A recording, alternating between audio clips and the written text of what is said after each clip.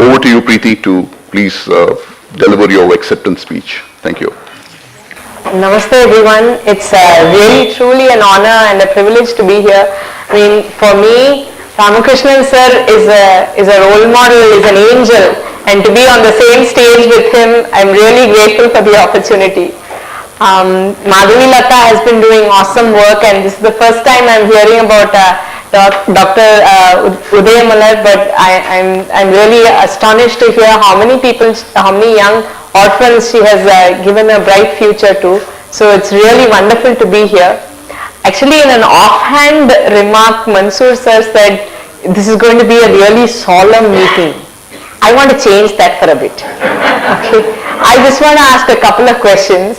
How many of you wear glasses here? Quite a few, right? Do you think you're disabled? Handicapped? Differently abled? Why not? Take your glasses off. Right?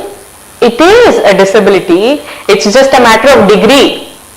The people who have been rolled up here today, we just require a slightly bit more bigger, adaptations to the disability, right? But we're not so different. Honestly speaking, none of us are absolutely 100% perfect. There are many people who are walking around who have other disabilities we can't even speak about. Right? So another thing I want to say, how many of you have come in a car? Most of us.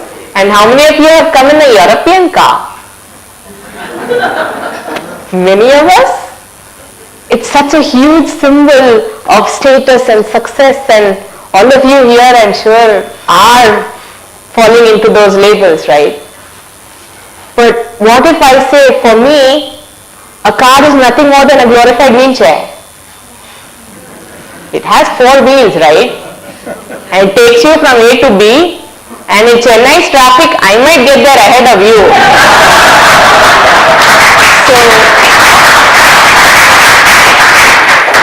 So much for changing it into a less solemn evening. Well, my life, as Sir said so nicely, it has been truly a contrast. For the first 18 years of my life, there was no shadow of failure also. I'm an only child. I was born 9 long years after my parents' marriage, so I was born after a lot of worship and all kinds of prayers. So they gave me so much love and care. I started swimming at the age of 3. By the age of 8, I was a national level swimmer. By the age of 8, I was also the youngest to play in the senior Tamil Nadu women's cricket team. So I was a lot of things. And then when I completed school, I was in the top 2 percentile of the entire American student population. And then guess what? I had a freak accident, and suddenly I was denied admission into a correspondence course in Madras University. I tried to join BSc Psychology, and they said there are 15 days of practical classes, no lifts, no ramps, don't join. And then when we started Soul Free, I actually ended up doing BSc Medical Sociology because it doesn't have any practicals. Then by the time I was to do my master's, we had started Soul Free. And that time, the members of the media actually took it up and made it into a case of discrimination on the basis of disability and trying to put quotes.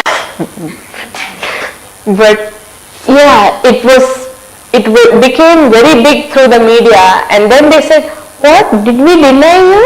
No, we can give you MSc Psychology. We only said we can't give you MSc Counseling Psychology. So now there is a superb ramp in the IDE building of the Madras University, and that is what is possible. But the problem is, if we don't fight, nothing happens in India. And through Soul Free, that is what we are trying to do. Like Sir was saying, the statistics about spinal cord injury in the US are that one happens every 38 minutes. In India, there is no statistics available and nobody cares. It seems like in a billion-strong country, we are 1/5 of the world's population, And if you lose a few 100,000 here and there, nobody bothers, right? Even if there is a piece of plastic on the street, somebody will be there to take it and sell it. But human life, human dignity, not so much. We can't be bothered, right? And this I learned through sheer experience. At 18, when I had been a star all my life, I had been looked at with approval and admiration and awe. Some guys even whistled at me. But then suddenly overnight I had a freak accident on the beach, and then I was invisible to the world. I used to get panic attacks with the way people saw me, because it was like they either didn't want to see me at all, or they would studiously ignore me as if I wasn't there. And I couldn't understand what had changed. Yes, my body was slightly different, but so what? I'm the same person. The same person who had achieved all those things they said were good. And then I was nothing anymore. I didn't understand that. And for 2 years, I said, to hell with this world. I said, Hakuna Matata. When the world turns its back on you, you turn the back on the world. And I tried to disappear, but it didn't work. And then it was the unconditional love of my parents that got me out. My father is my best friend, my philosopher. And he said, forget about this body. Everybody's body is going. It's not going today, it's going 20 years from now. Big deal. Try to go within and try to find that within you that nobody can take away. Try to find that within you that external circumstance can't change. And after a couple of near-death experiences, dying a couple of times helps. And then there's no fear left. Because the two main fears, I believe, that people speak about, one is death and the other is public speaking. And I can say, been there, done that, big deal. There's nothing to be afraid of. So just as I started coming out, started being my own person, started finding my true identity, I lost my father overnight to a heart attack. And 4 days later, my mother had a small heart attack. We didn't have an income, we didn't have medical insurance, we had no place to go, we didn't know what to do. And overnight, the daddy's little girl who had been, pampered and cared for all her life, I had to be the decision maker of the house. And I didn't know how that went. All I had to do if I wanted something was say, Pa, I need this, and it would get done. And whenever I would ask him, Pa, what happened, what is going on with our finances? He would say, hey baby, why do you bother? As long as I am here, I'll take care of everything. And this man overnight was gone. He was only 57. He had a silent attack. He didn't leave a will. He didn't leave anything about what was going on with the finances, and he was gone. So now what? When my father's friends came up to me and said, see, your mother's going to go through bypass. It's a life-threatening surgery. Then what happens to you if there ever comes a time when your family can't care for you? And whenever we have questions we can't answer, what do we do these days? We Google it. So I did, and I tried to do all the research possible, and I found that in this country that has 1/5 of the world's population and 43% is the women's vote, and they're trying to make it 50, but we'll still keep killing babies anyway, so eventually we'll get there. But the thing is, there is not a single short-term or long-term rehabilitation center for a woman in my condition. So my mother said, you be the change. I know you can. And I said, Ma, are you mad? I can't even take care of myself. What am I going to do? How can I start a trust? I don't know anything about the law. Whenever I see numbers, my brain shuts down. And in India, if you want to do something straightforward only, you get into trouble. So I said, no way. And then 3 months later, after her surgery, when we went back to Tiruvannamalai, like sir was saying, within a 2-month span of time, 2 paraplegic girls I knew who were doing everything they could. They were doing the kitchen work, they were doing the cleaning work. They were told that, you know what, நீ எல்லாம் தண்டசோறு, நீ எல்லாம் ஏன் உயிரோட இருக்க, நீ இருக்கிறதுனால தான் அண்ணன் கல்யாணம் ஆக மாட்டேங்கிறது, நீ செத்துரு. They came and left poison next to them. They drank it and died. That was the moment I decided that if I am just going to be here and not do something because I'm afraid to fail, or not do something because it might not be a success, then I'll be part of the problem, not part of the solution. So that's when we started Soul Free, and Soul Free today we are providing monthly stipends. We are ensuring that these people can live with dignity. We are providing mobility aids, wheelchairs. We are trying our best to provide seed funding to ensure that people are able to have their own financial independence. Because in India, and I guess in most parts of the world, the bottom line is the bottom line. If you have money, you're not treated like shit. So that is what we want to do. We want to start short-term rehabilitation centers and at least one inclusive village, where if there comes a time when their families can't care for them, they can come and live there permanently, and they'll not be afraid of being thrown out, and they'll not be afraid of being stranded out on the streets left to die. And that's how I started Soul Free in 2013. And somehow, even though I didn't know anybody, people like Venkatramani uncle from the Rotary Club of Madras and Malli auntie, they've been so kind to me. I started getting, another thing I'm always proud of saying is that I work full time using a speech activated software, and I'm able to take care of my family. I'm not a burden. My mother's here, my grandmother's here, I can take care of them. But the thing is, to run Soul Free, we needed funding. And I very strongly feel that I don't want to ask for donations. So then what happened is that I started organically getting invitations to go to schools and colleges and corporate houses. Now I've gone to the biggest of them, the Goldman Sachs of the world, VMware, TCS, all of them I've gone to. I tell them I don't want anything for myself. I'll go there, I'll give my talk, whatever it is they want me to do, and then apart from my travel and stay, I don't want anything. So they can give a donation directly to Soul Free.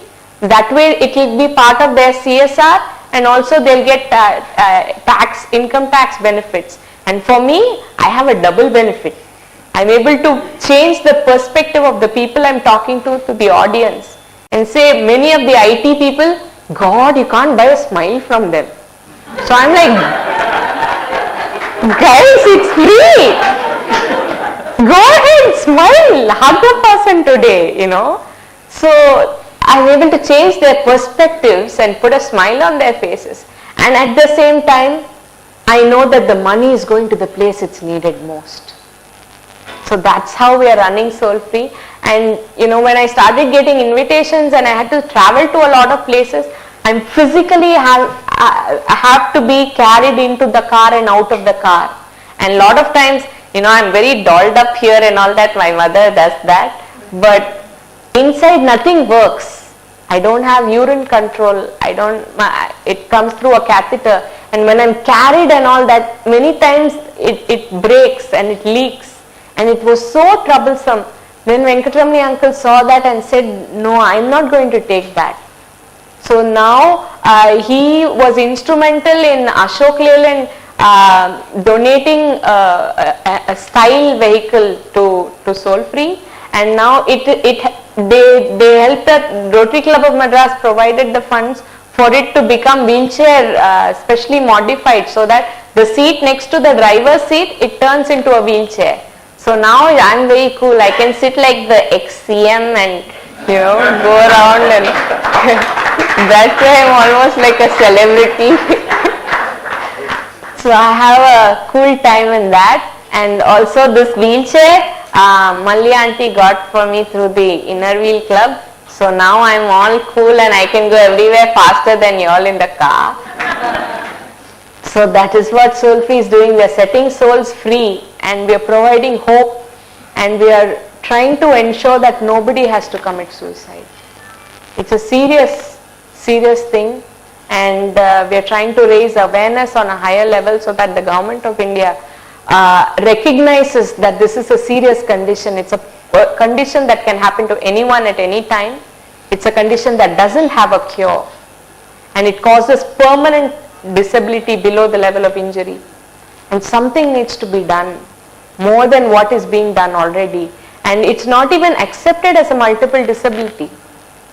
A few days back they created this unique disability ID, and in that spinal cord injury is not one of the things you can choose.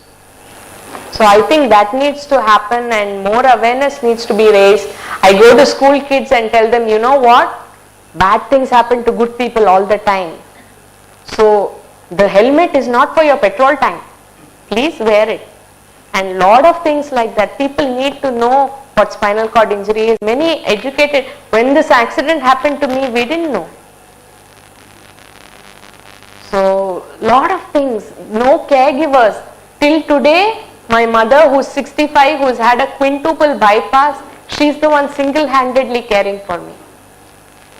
So a lot of things do need to change, and if there is an unsung hero here, it's actually my mother who hasn't slept.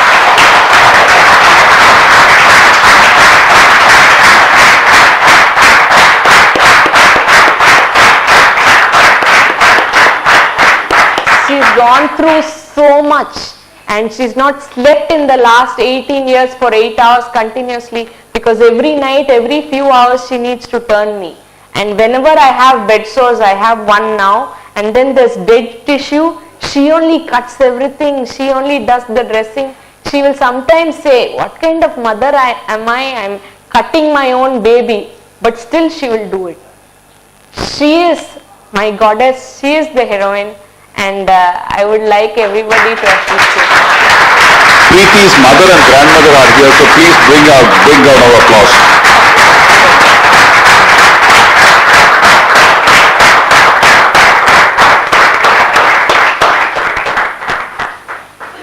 Thank you so much for giving me this opportunity.